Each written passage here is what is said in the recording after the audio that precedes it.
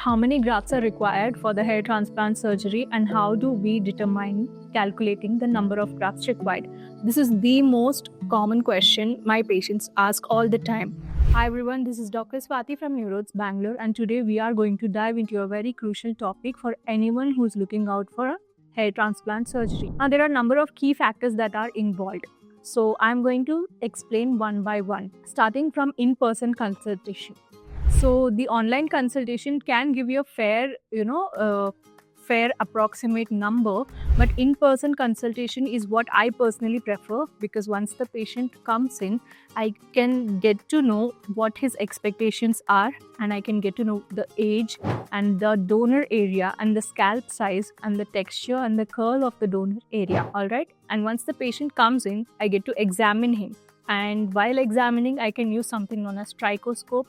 And trichoscope is a device, it's a magnifying device that helps me, to tell me the number of healthy follicles that there are. What if there are the miniature follicles? Also, while assessing, we usually use the Hamilton-Norwood scale for the male pattern baldness, and we use the Ludwig scale for the female pattern baldness.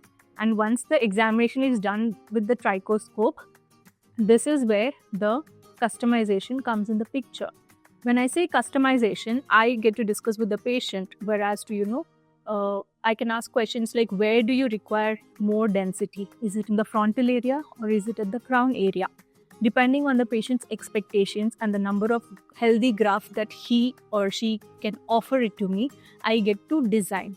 Now also, depending on the age of the patient, I can design the hairline. If you're someone who is in the mid-40s, I can design the hairline according to your age, according to your face shape, and we can have clearer expectations. There is clear communication, and patient can also have the realistic expectation.